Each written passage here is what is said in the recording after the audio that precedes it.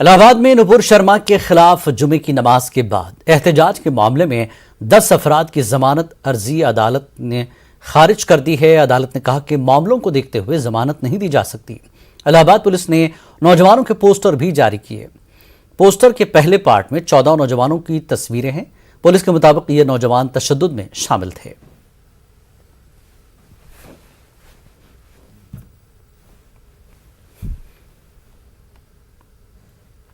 इलाहाबाद तशद्दुद मामले में अब तक 59 अफराद की शनाख्त की गई है। पुलिस के मुताबिक तस्वीरें 59 नौजवानों की शनाख्त की गई है। तस्वीरों में और शनाख्त किए गए नौजवानों के खिलाफ सख्त कानूनी कार्रवाई की जाएगी।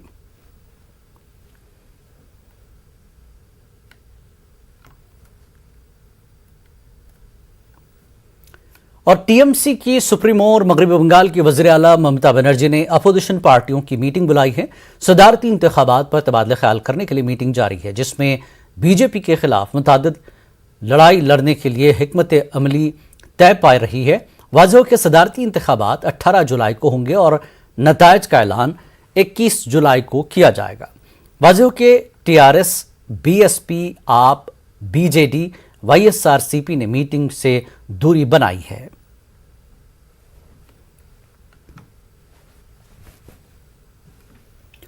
कांग्रेस दफ्तर के बाहर और पार्लियामेंट के अहाते में कांग्रेस कारकुनान ने आज भी जबरदस्त एहतजाज किया। पुलिस ने एहतजाजियों को वहां से हटाने की कोशिश की। इस दौरान पुलिस और कांग्रेस कारकुनों के दरमियान झड़प भी हुई। पुलिस ने कुछ कारकुनों को हिरासत में भी लिया। केसी वेणुगोपाल, अधीर रंजन चौधरी, अजय माकन एहतजाज कर रहे हैं। कांग्रेस का इल्जाम है कि सरकार सेंट्रल एजेंसियों का गलत इस्तेमाल कर रही है।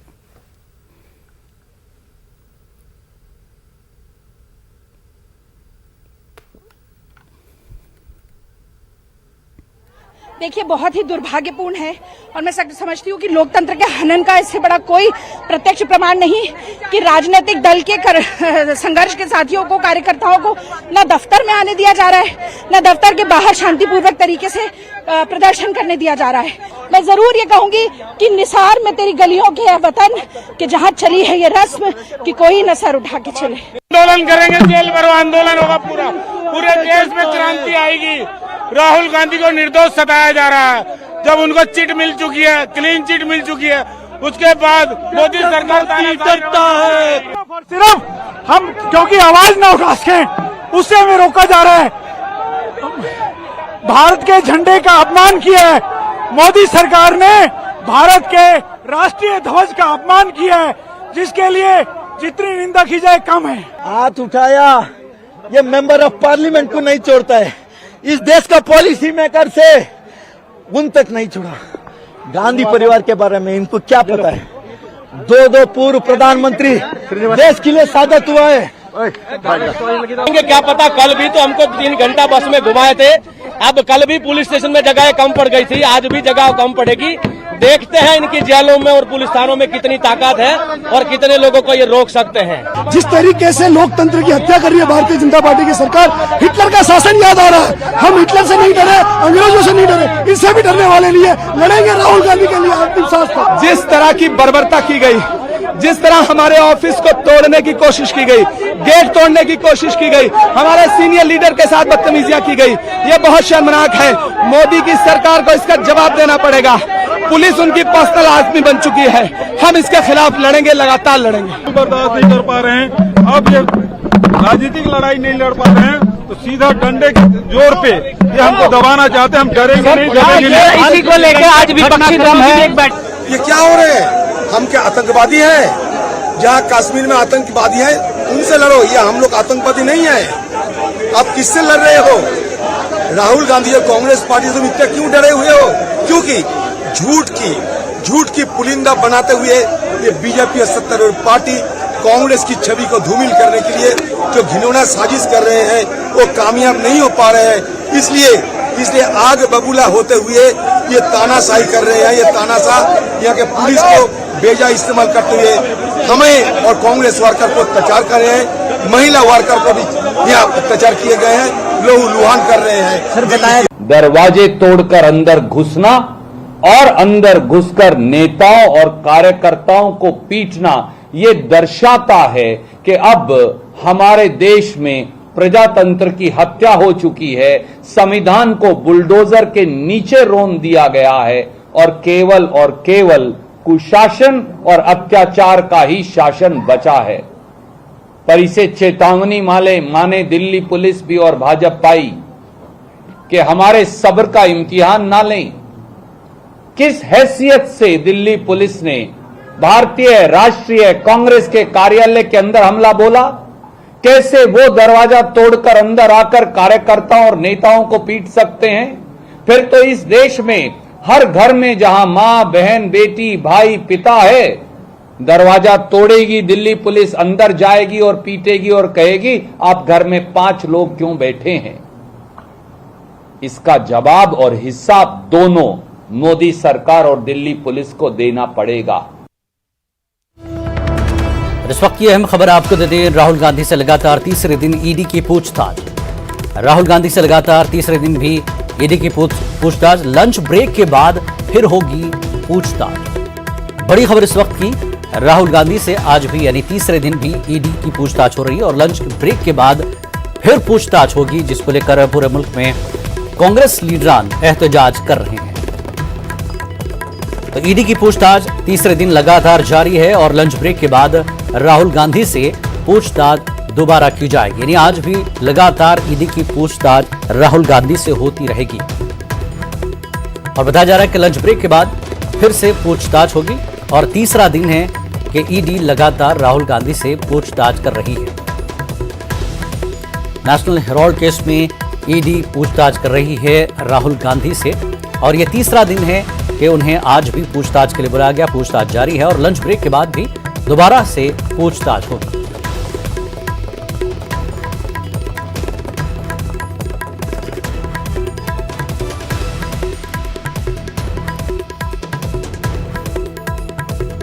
तो राहुल गांधी से लगातार पूछताछ हो रही है। लंच ब्रेक के बाद दोबारा पूछताछ होगी और इस पूछताछ को लेकर कांग्रेस पूरे मुल्क में एहतजाज कर रही है अपने लीडर से ईडी की पूछताछ के खिलाफ और राहुल गांधी की हिमायत में कांग्रेस वर्कर्स एहतजाज कर रहे हैं।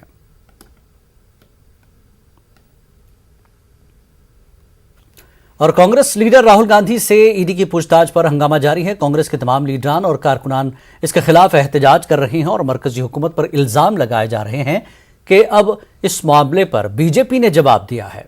बीजेपी ने कहा कि जिस पार्टी के 2 साबिक वज़ीर-ए-आज़म ने हुकूमत में रहते हुए खुद को भारत रत्न दिया था, वो आज हम पर इल्जाम लगा रही है। एक प्रेस कॉन्फ्रेंस में बीजेपी ने कहा कि कांग्रेस 70 सालों में मुसलसल बौनी हो गई है। पहले पार्टी की जायदाद अपने नाम कराई, अब पार्टी दफ्तर ही को हंगामा आराई का मरकज बना दिया। यह कांग्रेस के किरदार को बेनकाब करता है। तशद्दुद की आड़ में करप्शन छुपाने की कोशिश की जा रही है।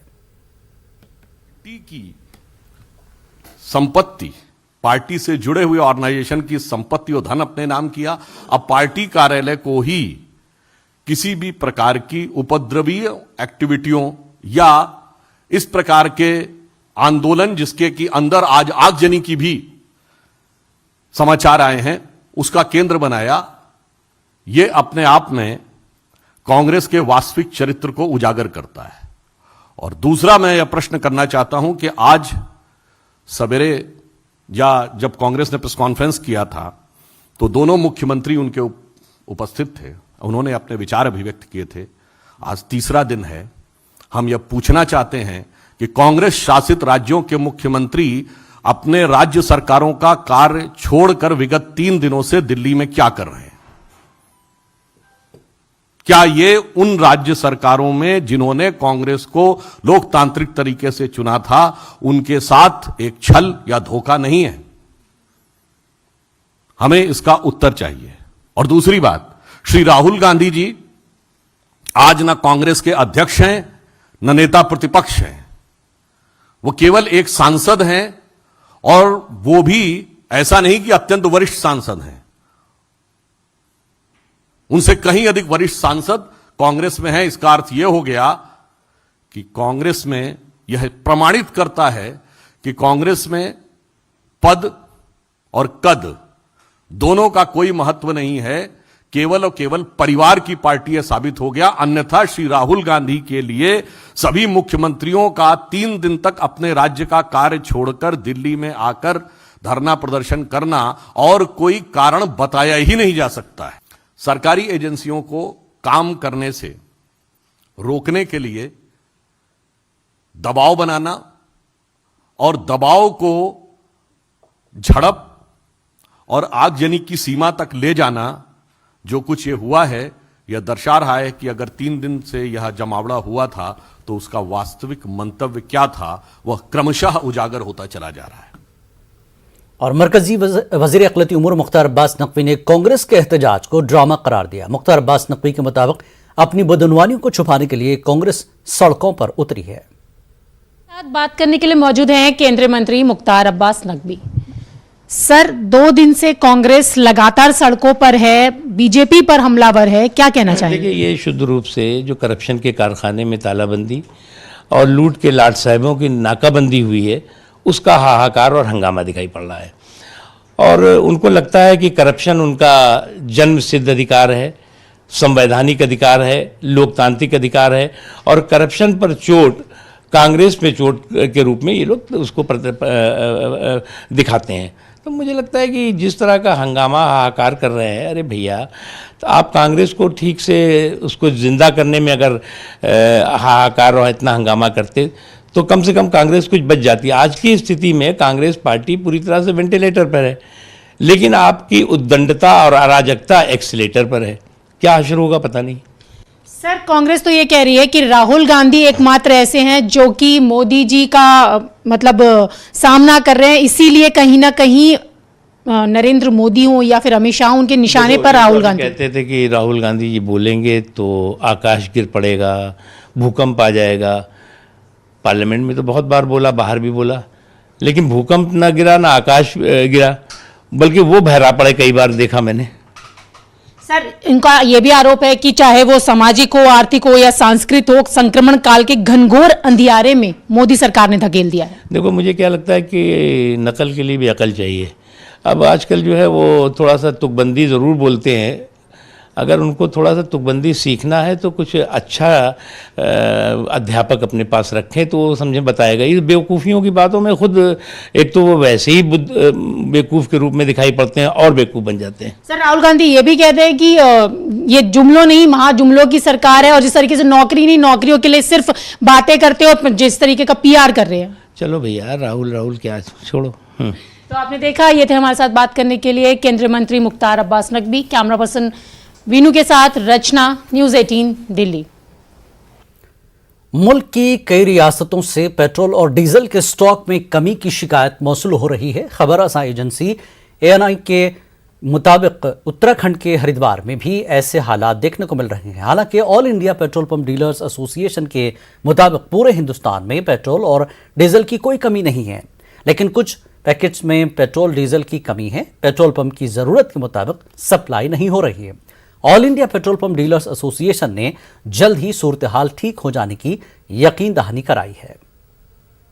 सबसे दिक्कत परेशानी आ रही है, ये तो 2 दिन से आ रही सर जी। कितनी लंबी लाइनें लग रही है? लाइन तो बहुत लंबी लग रही है सर जी, और रातों तक तेल में भीड़ में खड़े रहे तेल के चक्कर में। अब कितनी देर में नंबर आया आपका? अब भी ऐसा 1 घंटे में सर जी। तेल खत्म हो चुका है, यही प्रॉब्लम बताई जा रही है सर जी। हमने यही सुना पीछे से तेल नहीं आ रहा है, इसलिए तेल नहीं मिल रहा। 2-3 तो बंदी पड़ेगी, बिल्कुल है नहीं तेल लेने, सब पे भीड़ है बहुत ज्यादा। गर्मी दिक्कत हो रही है, गर्मी भी है सर, बहुत दिक्कत हो रही है। बिना तेल के तो कुछ काम ही नहीं होगा सर। ये कुछ बता नहीं पा रहे हैं, खाली ये है कि पेट्रोल नहीं है, बस है ही नहीं, तेल ही नहीं है कह रहे हैं बस। और कोई लॉजिक भी तो नहीं है कि भैया क्यों नहीं आ रहा है। कोई समस्या हो, किसी ने पहले अनाउंस करवा दिया, चलो यार डलवा लो। अब डॉक्टर के पास जाना है, आदमी कहाँ से जाएगा? ना गाड़ी चलेगी ना उठाएगी, रिक्शा पे तो लेके नहीं जाएंगे किसी को। और मध्य प्रदेश के कई इलाकों में पेट्रोल और डीजल की शदीद किल्लत हो गई है। यहाँ डिमांड के मुताबिक सप्लाई नहीं की जा रही है। जिन इलाकों में पेट्रोल और डीजल की किल्लत है वहाँ पेट्रोल पंप बंद पड़े हैं, जिसकी वजह से लोगों को परेशानी का सामना करना पड़ रहा है। एक अंदाजे के मुताबिक मध्य प्रदेश में 750 से ज्यादा पेट्रोल पंप ड्राई है। पेट्रोल डीजल का स्टॉक जो है सभी पेट्रोल पंप पे यहाँ मंदसौर में देखा जाए तो स्टॉक की काफ़ी कमी है, और इस कारण जो है हमें फिर 400-500 का कम से कम भरवाना ही पड़ रहा है। और सरकार से मैं यही उम्मीद करूंगा कि पेट्रोल डीजल के रेट भी कम किए जाएं, और जैसे सेंट्रल गवर्नमेंट ने टैक्स कम किया है, स्टेट गवर्नमेंट टैक्स कम नहीं किया है, तो स्टेट गवर्नमेंट भी अपना टैक्स कम करे और जो पेट्रोल डीजल की आपूर्ति है वो बढ़ाई जाए। तो मैं यही सरकार से भी यही गुजारिश करूंगा।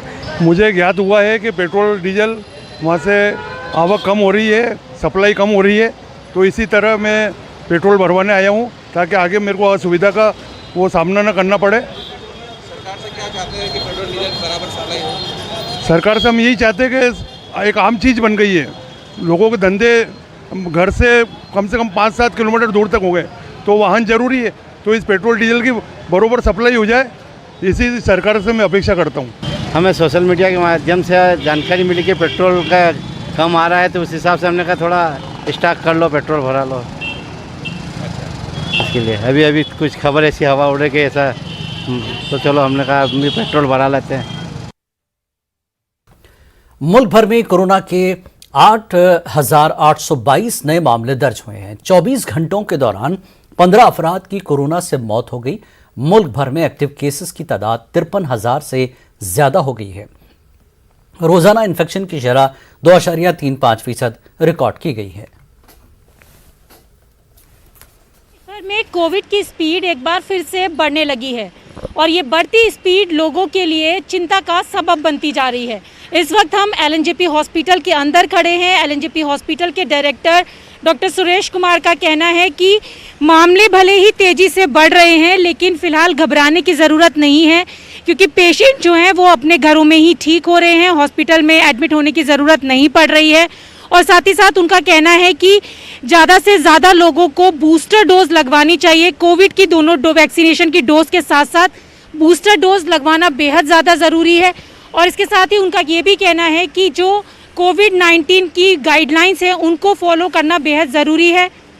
मास्क का इस्तेमाल करें, सैनिटाइजेशन करें और सामाजिक दूरी बनाकर रखें, क्योंकि जिस तरीके से इन दिनों तस्वीरें देखने के लिए मिल रही हैं, लोग एक तरीके से कोविड-19 के प्रोटोकॉल को पूरी तरीके से भूल चुके हैं, मास्क का इस्तेमाल नहीं कर रहे हैं, सामाजिक दूरी नहीं बना रहे हैं, और यही कारण है कि मामले एक बार फिर से बढ़ने लगे हैं।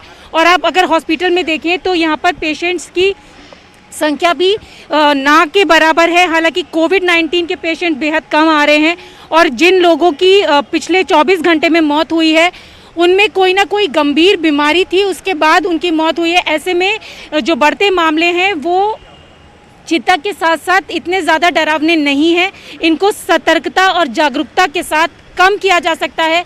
इसीलिए डॉक्टर्स भी लगातार लोगों से अपील कर रहे हैं कि कोविड-19 के प्रोटोकॉल्स का पालन करें और बढ़ते हुए कोरोना को कम करने में अपनी भागीदारी निभाएं। कैमरा पर्सन वीनू के साथ रचना, न्यूज़ 18 दिल्ली।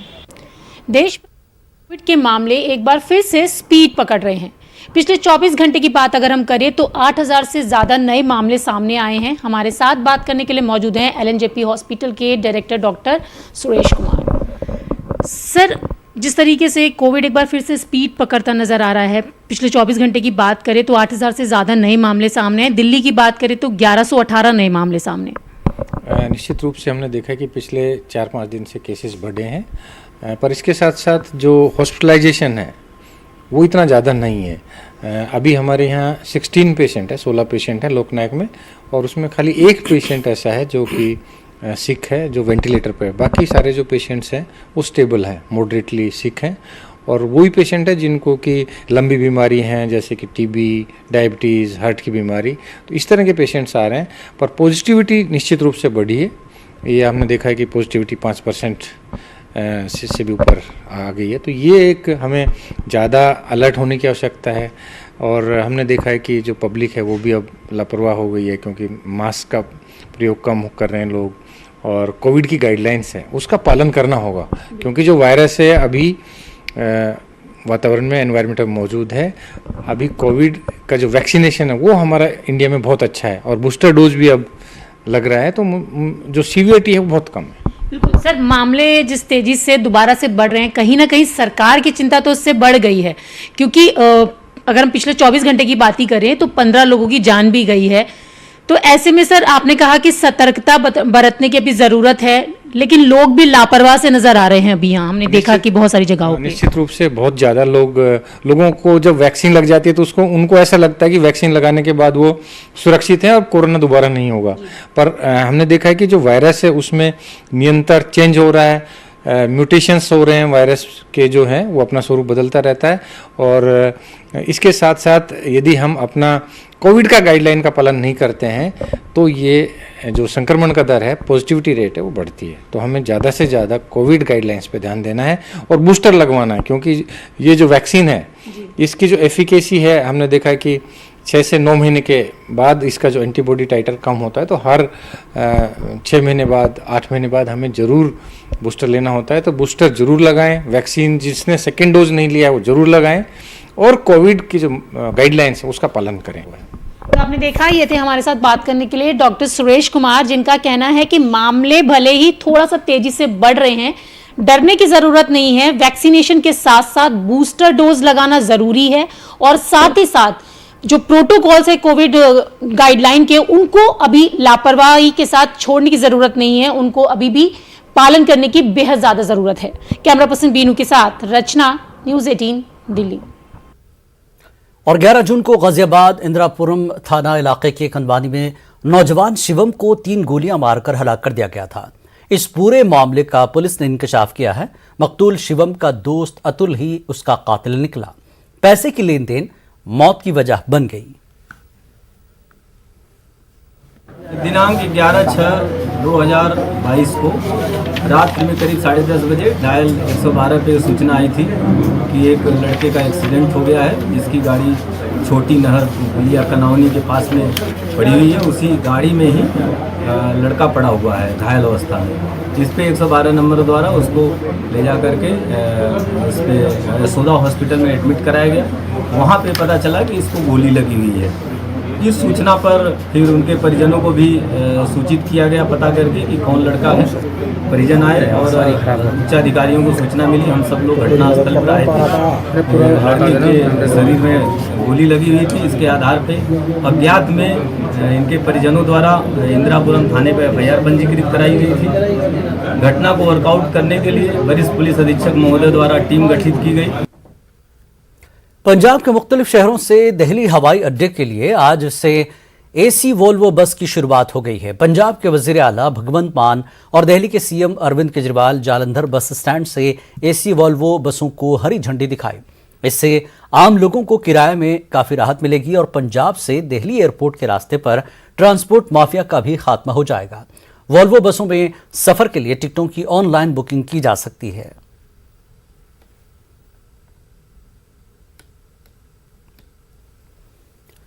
और आगे बढ़ेंगे। राज्यसभा इंतखाबात में शिकस्त खाने वाले कांग्रेस के उम्मीदवार मंसूर अली खान ने बेंगलुरु में मीडिया से खिताब किया। इस मौके पर मंसूर अली खान के वालिद और साबिक मरकजी वजीर के रहमान खान भी मौजूद थे। मंसूर अली खान ने कहा कि JDS को एक मुस्लिम और सेकुलर उम्मीदवार का साथ देना चाहिए था, लेकिन JDS ने इस इलेक्शन में BJP की B टीम बनकर काम किया है। हम सोचे थे कि JDS सपोर्ट करेगी फाइनली, लेकिन JDS पार्टी वो खुद तय करना चाहिए कितने सेक्युलर हैं। अगर वो कोई सेक्युलर कैंडिडेट को डालते या कोई माइनॉरिटी को डालते, हम लोग रेडी थे कि हम भी रिकंसिडर करके विड्रॉ कर सकेंगे। बट JDS ना एक माइनॉरिटी या सेक्युलर कैंडिडेट को डाले, या अब सवाल खड़ा होता है कि JDS कितनी सेक्युलर पार्टी है और सिर्फ असेंबली इलेक्शन तक सेक्युलर रहेगी और उसके बाद जो पास्ट रिकॉर्ड देखें JDS का, वो बीजेपी की वो साबित करना है। बीजेपी की B टीम जो येडियुरप्पा जी को चीफ मिनिस्टर बनाए वो JDS ही थे। फिर परसों जो रिसेंट बाई इलेक्शन है, 3 बाई इलेक्शन सिंदगी, हानगढ़, वहां पर सब कौन मुस्लिम कैंडिडेट को डाला कांग्रेस के खिलाफ डिवाइड करने के लिए वोट? JDS ही डाली ना। कानपुर में सिख मुखालिफ फसादात के मुलजिमीन की धरपकड़ जारी है। SIT की जांच के बाद 4 मुलजिमीन को गिरफ्तार किया गया। उसके साथ ही आने वाले वक्त में SIT ऐसे 70 और मुलजिमीन को गिरफ्तार करेगी। आपको बताते चले कि अनजानी साबिक वज़ीर आज़म इंदिरा गांधी के कत्ल के बाद 1984 के सिख मुखालिफ फसादात में कानपुर में 127 लोग मारे गए थे। क्राइम नंबर 368/84 के 4 आरोपी हैं जो घाटमपुर के रहने वाले हैं और उस मुकदमे के वांछित अभियुक्त थे। अभी तक जो विवेचना से प्रकाश में आए हैं, कुल 11 मुकदमों में 74 आरोपी जीवित हैं जो प्रकाश में आए हैं, जिसमें 4 अरेस्ट हो गए, 70 की गिरफ्तारी अभी बाकी है। बाकी शेष 22 अभियुक्त जो प्रकाश में आए हैं उनकी डेथ हो चुकी है, क्योंकि पुराना मामला था, इसलिए जो प्रकाश में है उनका सबका हम लोगों ने भौतिक सत्यापन कराया है अनऑफिशियल।